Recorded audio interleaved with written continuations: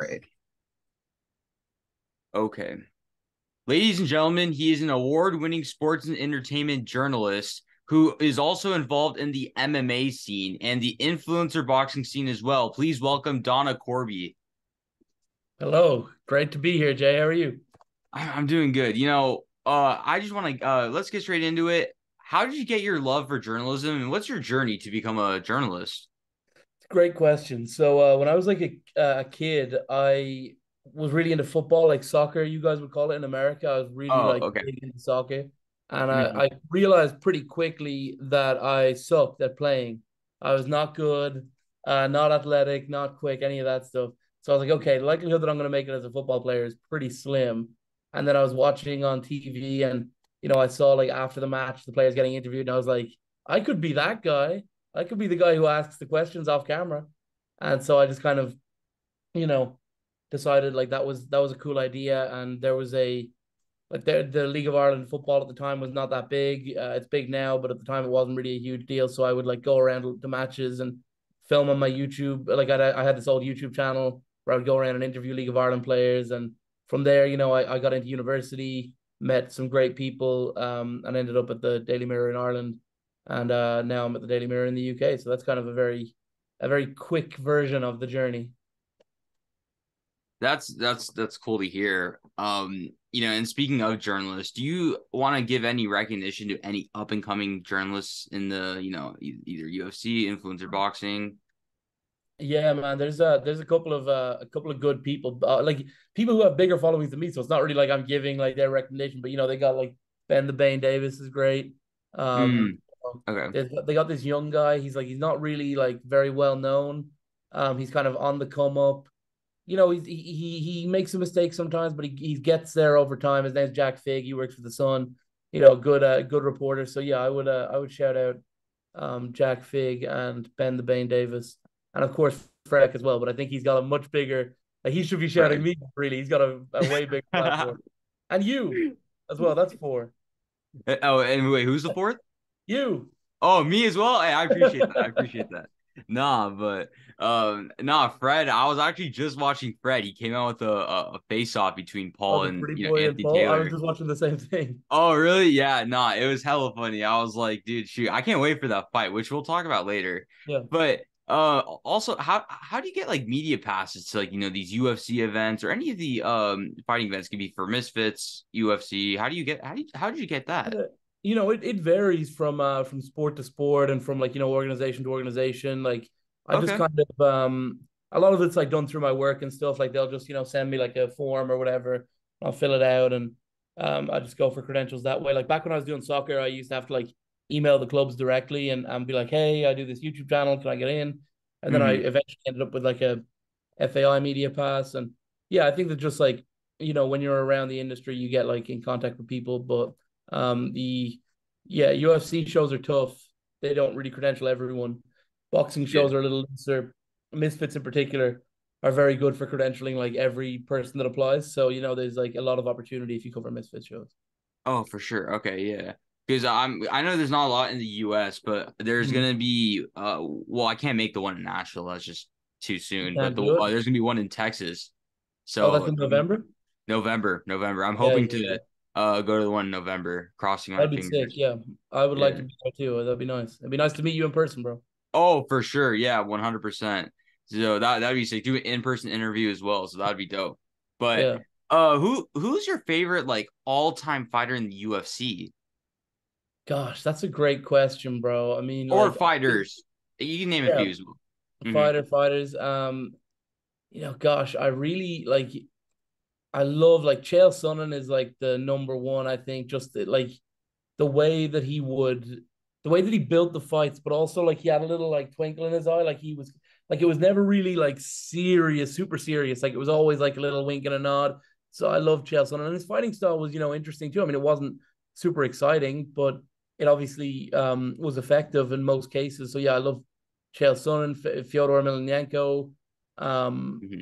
I butchered that as well, and he's also not in the UFC technically. He never fought in the UFC, but you know, Yeah. um, like I'm from the generation of people that grew up on Conor McGregor, so it's hard to say, it's hard to not include him in the list. I know that he's like a controversial figure, and a lot's been happening Yeah. over the last few weeks and whatever else around him. But there's no doubt that like I wouldn't be in fighting, I wouldn't be in boxing or MMA without having started covering Connor stuff, or having started being interested in Connor stuff. So Yeah. yeah, he's got to be on the list too, rightly or wrongly. And then of course, Ian Gary is the current guy. Ian Gary and Sean O'Bannon, the two Irish people who are through. So Yeah, I was gonna ask like if there's someone that is up and coming that you'd want to give a shout out to, and I feel like that for you it'd probably be Ian Gary.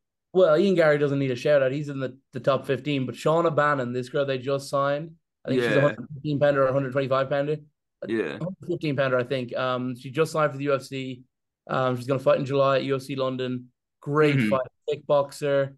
Um, Incredible story. Thought her career was over when she became pregnant, just as an amateur, and then came back as a professional. Full time mother with her lovely son Jace, and she's her story is incredible, and I can't wait for her to fight in the UFC and represent Ireland really well. And she's a really great representative for Ireland too. Her coach Paddy Houlihan said that she reminds him a bit of like Ricky Hatton in the sense of like the public support coming around. Like I went to one of her fights, and it was so weird because these regional MMA shows are all like like lads with the tattoos and the tap out shirts and stuff. It Oh, was really? all this show, and it was really rowdy. The crowd was crazy. It's completely sold out, jointed. You couldn't like I almost couldn't get in with my media stuff, and it was like a local show. It was Cage Legacy. But yeah, Shauna Bannon is the one to watch, bro. She's a real superstar. That's cool to hear. Now, how you mentioned Connor earlier, right? And I wanted to bring this up. What if you've been watching The Ultimate Fighter, what are your thoughts about it so far? In three Yeah, I've been episodes it's been watching. out. I've been watching. I've been paying pretty close attention, and it appears that Connor is a legendary fighter. It appears that he, has a very unique way of working, and evidently that is not for everyone. Michael Chandler's style, it appears, is a bit more universal. So I would think that that's probably why the results haven't been going Connor's way. A lot like there's a reason why like Pele in football or Diego Maradona. Maradona was an okay coach, but like Pele was not a coach. A lot of great footballers weren't able to become great coaches, and I would think that Connor's probably in the same boat. One of the greatest of all time fighting, but very unique way of preparing and building up for fights, and really, like I say, not for everyone. I feel like Connor as well. He doesn't he doesn't he's not involved too much in the episodes. I only see him for like 5 minutes, then he That's does his own yeah. type thing. He That's makes his yeah. coaches do all the work. Yeah, we don't see as much of him as we did in the Uriah Faber show. Like, certainly, I was talking to someone about it the other day. If the goal is to make it's to get us excited for Conor McGregor's comeback, they haven't done that yet. To get us excited for Conor McGregor versus Michael Chandler, that hasn't happened yet. But I hear that in a couple of weeks it's going to heat up. Yeah. Oh, that's gonna be sick. And also too, it's like Connor, the whole USADA thing, right? He's like what? I Yeah, think he's like 24 hours now until he has to submit all of his uh until he has to get into USADA test pool.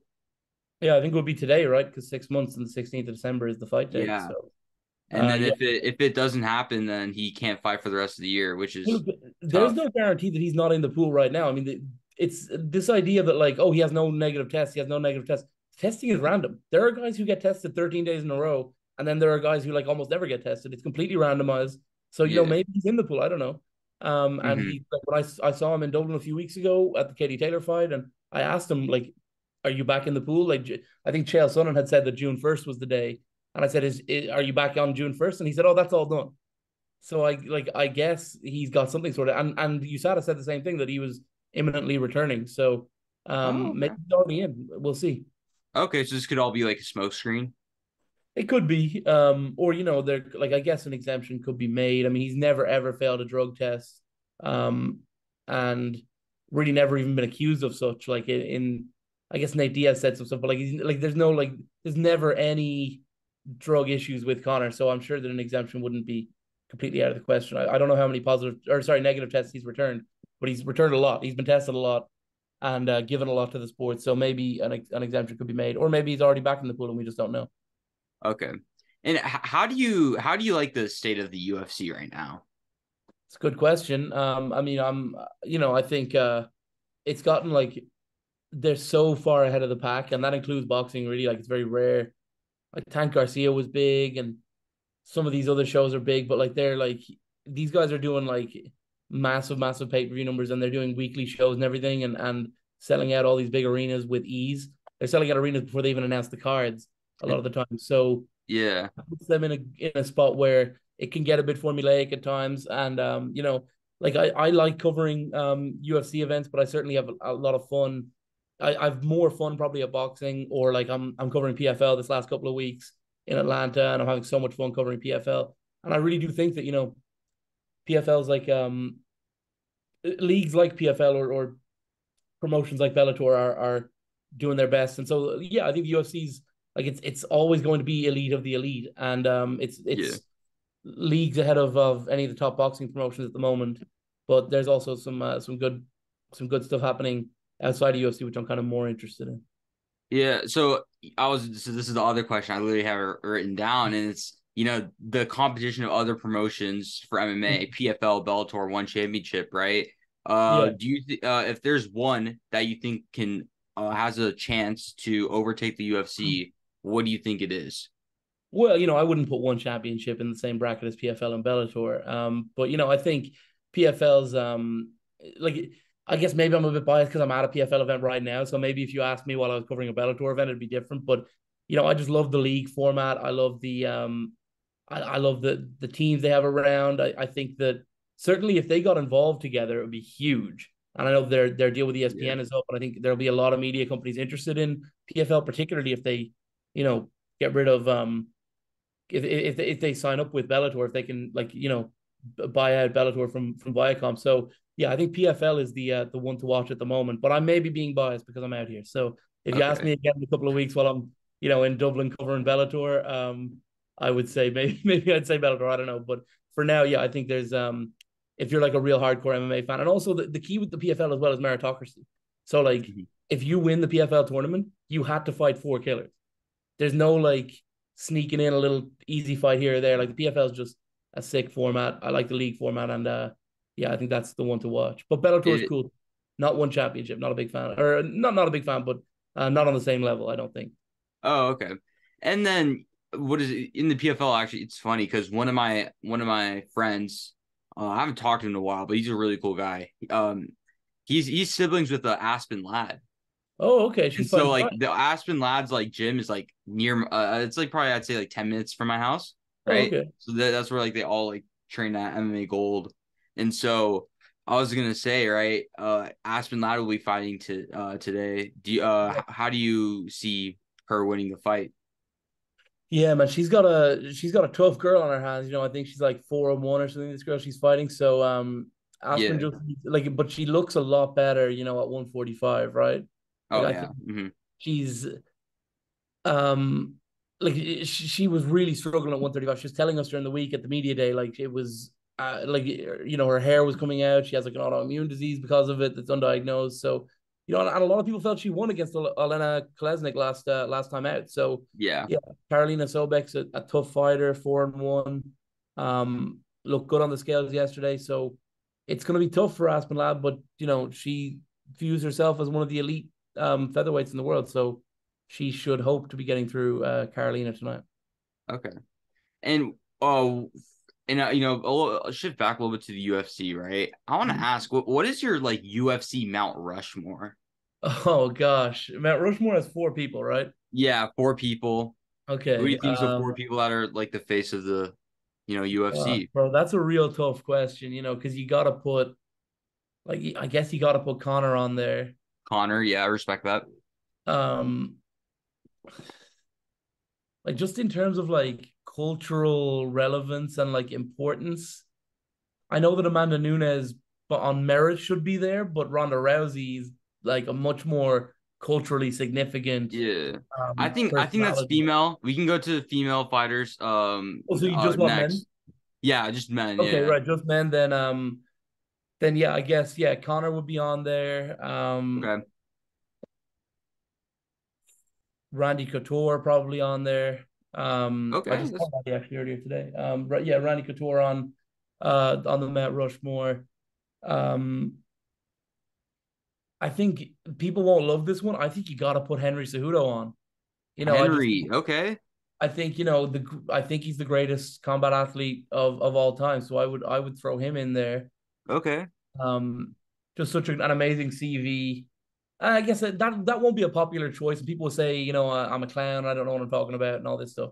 But Henry should go on there. And then yeah, I guess other than that, uh,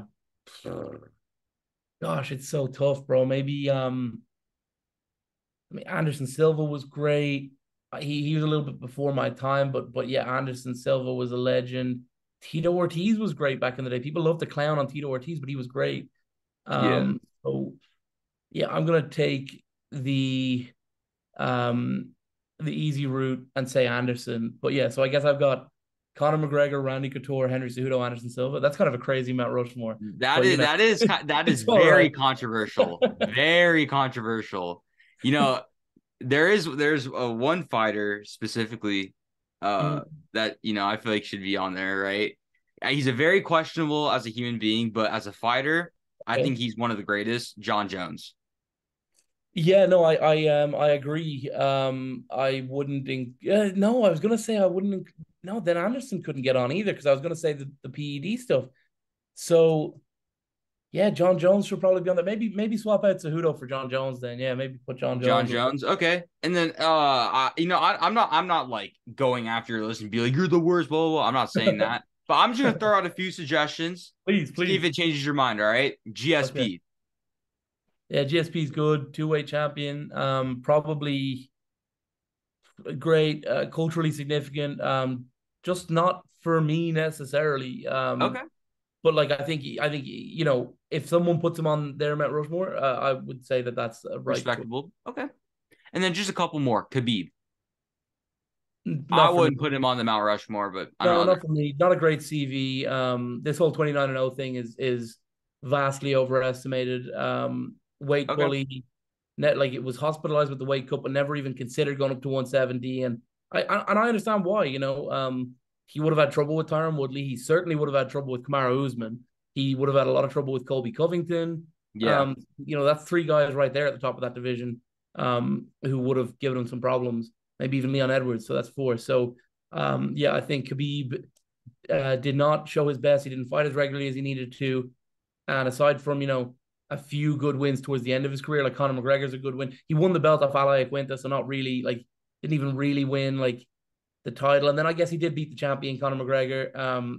yeah. And he beat Poirier, good contender, Gaethje, good contender. But once again, like Poirier and Gaethje, good, like solid middle, like solid, like the best of the people who aren't quite there in the world tier, if you know what I'm saying. So yeah, like look, I just Khabib wouldn't be anywhere near it for me. Okay. And then lastly, Mighty Mouse. Yeah, Money Bet's great too. That like another one, Yeah.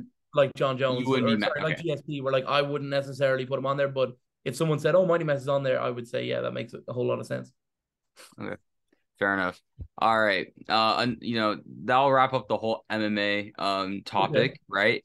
Because there's also, another rise from what how do I say? Like another rise in combat sports, I would say influencer boxing that you've also Yes. been Yeah. getting involved too, right? So I want to Oh, yeah. ask, how do you like the shape of influencer boxing? That's a good question. I think I like that there are so many events. I would love if there were like I'd love if there were like if it was a little bit more like organized in the sense of like things made a bit more sense. But no, I love it. Love the Kingpin tournament. Love Misfits. Love everything Mams does in Misfits. And Yeah. even like I found the social clubs events fun. I found social knockout fun back in the day. And Oh, social knockout. social knockout, I had a good time at Showstar. I had a great time at Showstar actually. So yeah, there's a lot of fun in the influencer scene at the moment, and definitely looking good right now. Jake is around, KSI is around, Tommy Yeah. Fury stepped in there and become a big player. So yeah, lots of interesting stuff happening in the influencer scene. For sure. And since you're starting to get heavy into it, right? Bryce Hall, he also announced about getting into bare Yeah, knuckle. How do you react to that? bro, Bryce Hall is crazy, man. Like that's such a wild thing to do. Gotta respect him so much, man. Like I mean, he like what you need to respect with all of these guys is like they don't need to be fighting. Like Oh Bryce yeah, Hall's all right. He doesn't need to fight anyone. And he could also probably get a bag for a considerably easier, less like bare knuckle fights get gory. Like dude, even if you destroy someone, even if you win the fight, you it's will get gored crazy. up yourself. Like people don't get knocked out in 10 seconds in bare knuckle very often. So yeah, I think, and there's certainly no boring fights. I mean, Connor said that when he was talking to Ariel recently. There's no boring fights, and so I think Bryce Hall's crazy to do it, but gotta have so much respect for him for like trying out a new vertical. Shifting, back to Misfits, right? If you saw the Misfits 008 card, how do you like Mhm. Misfits 008? I love Pretty Boy and Paul Bamba. It's a great fight. I hate it personally because I like them both like as Same. people. Like I Mhm. really like have, I mean Anthony and I are very close friends and I get on very well with Paul as well. I've been to his house in New York and he's been very welcoming and open. So I don't love like that one of them has to lose, which isn't great. I could do I I don't really have like a problem like philosophically with any of the like tag teams or the survivor fights or whatever, but like I could do without them either. I like influencer boxing between like one influencer and another influencer. But yeah, I think the card's incredible. They've got some great names on there, and for me, the people's main event is Pretty Boy versus Paul. Yeah, I know. There are no fights. I'm not. This is a card that I feel like I have no complaints about. I Yeah, saw I the mean, card and I was like, whoa, this is like perfect. The only one where at first I was like, what is going on is the main event and this is a survivor tag. But once I yeah, got more information about it, I actually really like the idea a lot. And it's very, very, very unique, which I'll give Mams, a shout out for that because that's a very unique idea. And, respect to him for, trying something new into this. Because I'll be honest, right? And I feel like the reason why the tag team match with B Dave and Pineda versus the Ice Poseidon, Anthony Vargas, right? Why that was successful. Not only the idea was like, not only the idea was crazy, right? But also their fight was entertaining. big So it's time. like if the survivor tag, the idea of it is great, it also has to perform great from the fighters. Yeah, and I guess Or they've got four exciting fighters in there. I mean, it's been ages since we've seen Ryan Johnston, hasn't it? Like a couple of yeah, since Social Gloves won. Yeah, so he's like, I mean, hopefully he's been training, he's been ready. I know he had another fight lined up, but he pulled out of it to do Misfits. But Dave obviously is a great fighter, and then like Swarms and Nick Blamau, they both can bring it as well. So I'd like look, it's a really interesting fight, and you gotta hand it to Mams. Yeah, What a creative individual, Mams and Keem both. Both really creative individuals, really guys who give a lot of opportunities to fighters and yeah, I mean, one of these things will eventually not work, but as long as they keep working, the tag team's fun, and Survivor tag will be fun too. 100%. And it's like the one thing is that is I will say is a little I'm not worrisome, but like it could go bad is that it's a main event. You know what I mean? So Yeah, if that's you're tough. trying something new and it's the main event, and if it doesn't work out, it's gonna get a lot of backlash for it.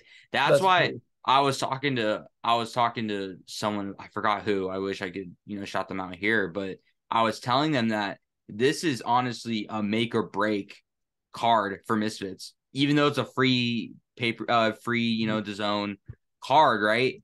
It's like if the survivor tag, if it doesn't go well, it could hurt them a little bit in the future. But if it goes very well for them, then guess what? They found their niche into doing these Mhm. crazy ideas like a tag team in Misfits, which has gone well, by the way. Like if the Survivor tag does well, which I do think it's gonna go well. I think the one concern is the scoring, where everyone it could there's a good chance it could be a draw based off the scoring as well. Yeah, no, of course. Like this is the thing is like the whole thing, like it really depends on like knockouts and Yeah, big. So like the tag team worked out great because there was a stoppage, but yeah, we'll have to see. Like I say, eventually one of them won't work out. Like if, like they've got all these crazy ideas, and the two fights in one night worked out. The mystery yes, opponent worked out. The yes. tag team worked out. So they haven't missed yet.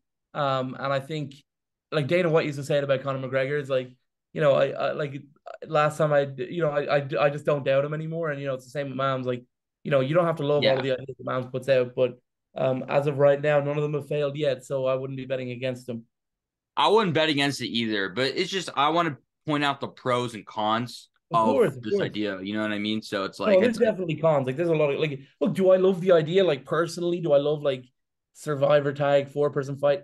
Not particularly, but like I said, like it's not for me necessarily to love as like a boxing fan, as someone in the boxing world. So, yeah, I just think it's intriguing and interesting. But that's what I mean though when I say like I would have loved like Nick Lamau, B Dave, Swarms, and Ryan Johnson is like a completely random group of four people. I would love if there was a little bit of a story to it. for sure, for Like I sure. would love if there was, Nick Lamau and Jay Swingler was in there, or Swarms was in there, and I guess they did that Swarms and Pineda thing. So B Dave, that makes a bit of sense, and Ryan Johnson's like completely out of nowhere guy. Yeah, Ryan Johnson was the replacement for Pineda. Pineda had Right, visa that has a issues, visa issue. so yeah. hmm Mhm. But more on the Misfits 8. Is there any fights that everyone should look out for that no one is talking about?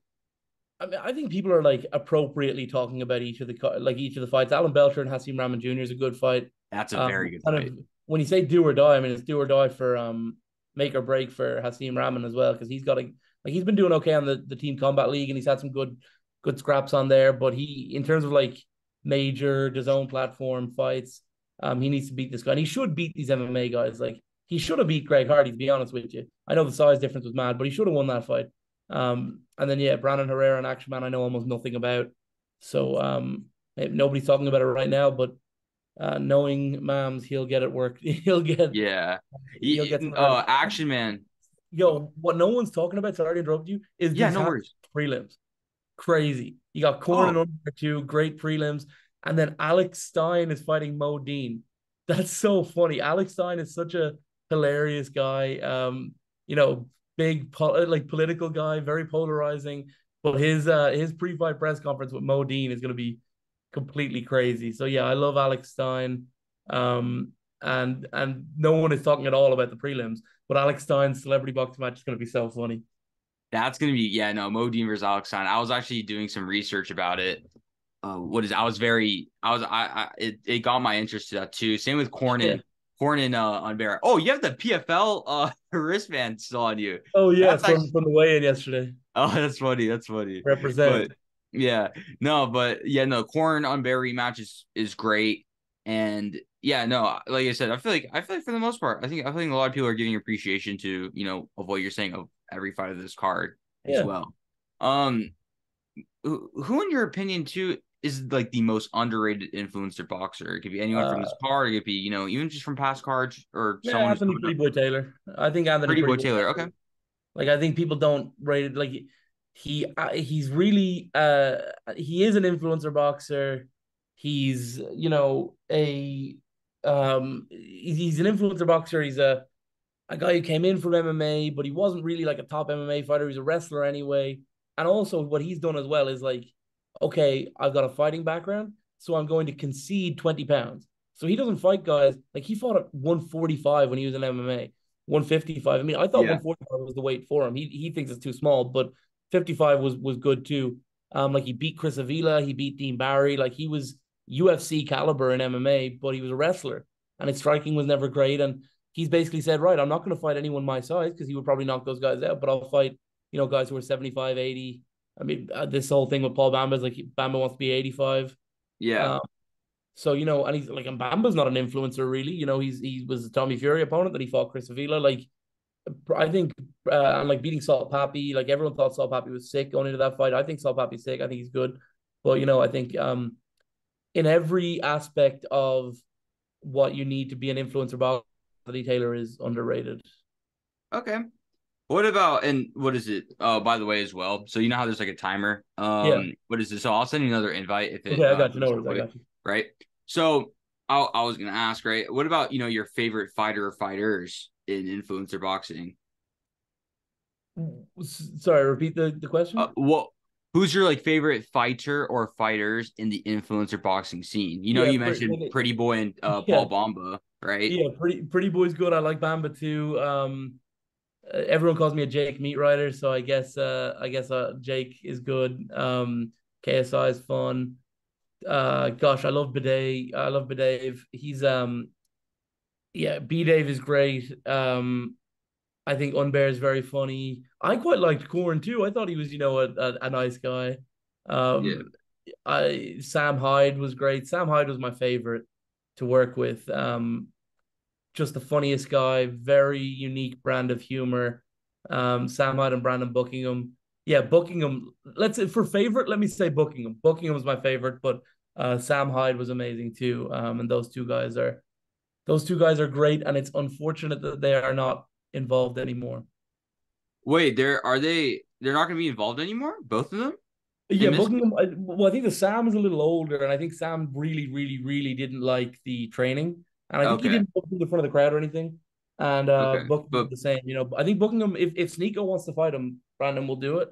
But Brandon kind of told me like Big Six boxing in Rhode Island is no joke, bro. Like where they trained, like it's not like an influencer, silly little gym. Brandon got beat up for a few weeks, and yeah, he won his fight by first round knockout. But he was saying like a boxing match couldn't go any better than his fight with Ice Poseidon did. It was a little back and forth. He got hit with a couple, but he hit the other guy with more, broke the other fella's nose, and then got the knockout in the first round. And he didn't even really seem to enjoy that. Like yeah. he wasn't like over the moon with that amazing result. So I think Brandon will probably only do it if Sneeko wants to do it. But yeah, to answer your initial question, favorites Sam Hyde, Brandon Buckingham. This Please. last segment I want to do is the one word segment. What it is you describe an influencer boxer in one word. It's pretty Yep. simple. All right. We're going to start off with B Dave. Entertaining. Fox the G. Uh Talented. Keemstar. The greatest ever. Most Wanted. Short. Mams Taylor. Visionary. Wade Concept. Also the greatest ever. Paul Bomba. Let's see. Anthony Taylor. Another greatest ever. No, I'll give you another one. For Anthony Taylor, I'll say legendary. Fred Talks Fighting. Very talented. Nick Lamau. Underrated. And lastly, Dean the Great. Um, my natural response is to like I just said underrated for one guy and say overrated, but Dean is adequately rated. I would say prospect. Prospect. All right. And then, Donagh, thank you for, taking time out of your day. Is there anything you want to announce that anything big happening? You want to share it here? I just want to, give everyone a shout for, follow at Mirror Fighting, follow all the Mirror Fighting socials, follow me. And everyone, please, if if you're not already sub to Jay's channel, go and sub there. Appreciate And it. thank you very much for having me. Nothing to announce, nothing crazy to announce, but Okay. we have stuff in the works for influencer boxing over at Mirror Fighting soon. Okay. And also for everyone here, if we're super close to getting to 100 subscribers. So Let's get there. if we do reach 100 subscriber goal, I'm working on something very big for that. Also, the end of the year goal is to get to 1,000 subscribers. So let's keep hitting that sub button, like it, share to all your friends. And anyways, I'll see you guys on the next video. Peace.